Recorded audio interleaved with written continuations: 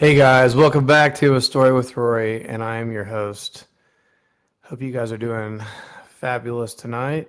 Um, I was scheduled to have a guest on that lives in Sydney, Australia, and I didn't do the time conversion correctly, so we're not able to have her on tonight because I kind of overshot the estimate there. I looked at my world clock and it said 15 hours time difference. Um, So I kind of did the math in my head and came like 2 hours short. So sorry. Um, but we will have her on later on a different episode. But I wanted to do a recap on the new SkinWalker Ranch season 5 with all the issues that they're having with their drones.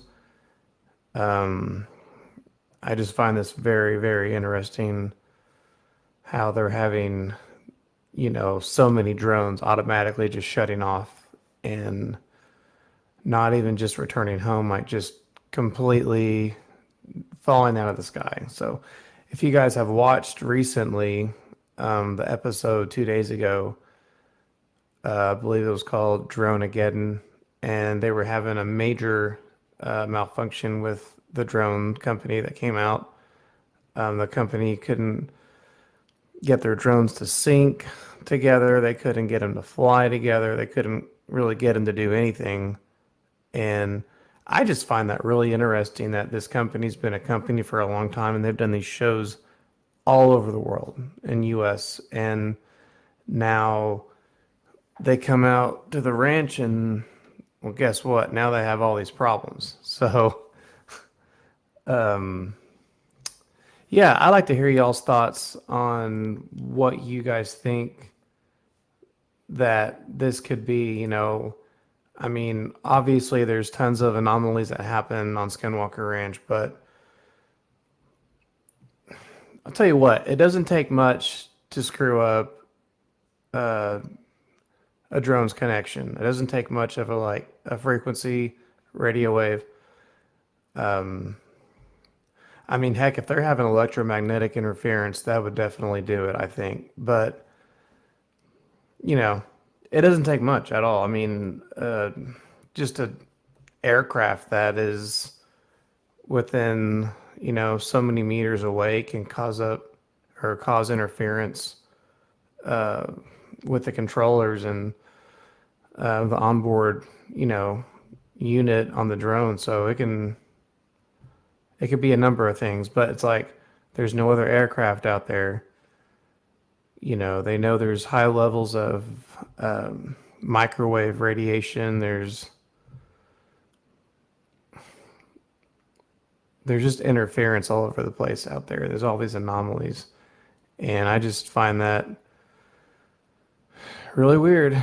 Um, it's funny because there was two instances where they had a pilot that was flying his own drone to record what was going on with the other drones.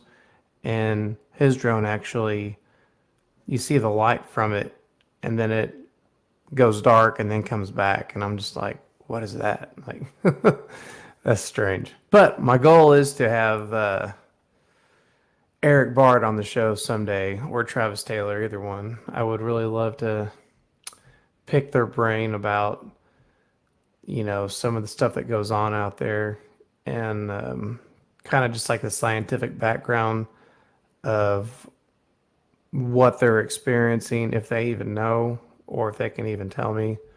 I think that'd be cool just to kind of get some background knowledge on, some of the phenomena that they're experiencing out there. I mean, heck, I'd love to go just visit and, take their, if they, I don't think they have a tour, but if they had a tour, I'd love to go out there and take a tour, or just observe, as they conduct their experiments and so forth. I just think it'd be neat. That's just me. But what do you guys think? What do you guys think about the drones? What do you guys think about you know, the large supposed structure underneath the mesa, you know? I mean, it's like every piece of equipment that they put on that property, it fails. It fails at some point. And if not constantly, it's at least intermittently something's failing. And I don't know. The drone issues kind of hit a little bit close to home to me because I am a drone pilot and I know what it's like to lose connectivity to your drone and, still have line of sight of it, but you still receive that interference. But it's always temporary. It always, you'll lose it real quick and it'll come right back. And you can still have line of sight and still lose it. So it's not always the case. It's not always like an antenna issue. Sometimes it's you know, interference of some kind, aircraft, electronic instrument, whatever in the area, something's going on. I almost wonder if cellular waves can mess with the antenna receiver on a lot of those drones out there. I just don't know. But yeah, leave a comment. Don't forget to like and subscribe to the channel, obviously. But leave a comment in the comment section and let me know what y'all's thoughts are on, what's going on with the drones, what's going on with this interference that they keep experiencing. And I mean, I won't even get into the hard gel-like substance that they actually dug out of the mesa. That's just weird. And they've drilled into the mesa countless times with different drill bits, different drill heads, different diameters of piping. And I believe the first time when they drilled, it kicked the drill head either up or down. I'm not sure which one, but they ended up in the sluice pit catching all this kind of like rare earth materials. And, it wasn't anything that was just naturally in the ground. It was something that was actually like made, like metal that was manufactured for space travel, for reentry. And man, I tell you what, if that doesn't spark your interest on wondering what's underneath the mesa, then I really don't know what will. But after they found that like jelly-like substance, I was just like, what the heck? Like, we need an answer to this for sure. But yeah, if you guys have any ideas or if you guys know anybody that knows Eric or Travis, send them my way because I'd love to try to get them on the show just for even 5 or 10 minutes. It doesn't have to be long, just, very short.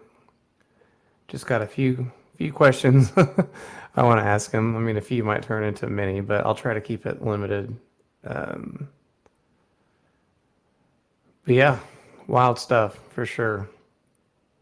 I just wanted to come on tonight, and since my other guest, I kind of dropped the ball on with the time slot. I wanted just to see what everyone thought about SkinWalker Ranch as a whole, and definitely season 5. Like with all the drone stuff that they're trying to do, because it's like the last episode they were trying to do 2 different drone sets, staged one on this side of the ranch, one on this side of the property, and they were supposed to be like kind of like a cylinder shape, both of them, and a certain height and everything like that. But it's like maybe 80%, 75% of the drones actually stayed in formation. And then either way, the whole thing was like the whole cylinder shape that the drones were supposed to be making was actually moving. So once they got over to one of the rockets, once they had that cylinder shape positioned right over the rocket, they sent it up and they couldn't get it to launch. The igniter went bad and brand new igniter, so they went ahead and reset the igniter and they finally got it after the cylinder shape that the drones had made, after that shape moved. They shot the rocket off and it got up about 30 feet. And I don't know if it exploded or if it just like capped in half, but it was like something like snuffed it out. And I don't know. It's like that 30-foot mark. It's just weird. I don't know. And that was my wife sneezing. Bless you. Anywho, yeah. Let me know. Let me know what you guys think. Let me know what you guys think about season 5 compared to all the other seasons. And let me know what you guys think about the drones, and the way they mess up so much. Because there's a lot of drone pilots in the USA, and I like to hear y'all's opinions on what you guys think it is, and what you guys think about the show and so forth. So, anywho, just leave a comment of what you think in the comments description. I appreciate it. I will be back tomorrow to read the comments, if there are any, and we'll go and discuss those. So, all right, guys. Well, thanks for tuning in to A Story with Rory. I'm your host. Appreciate it. Until next time, we're out.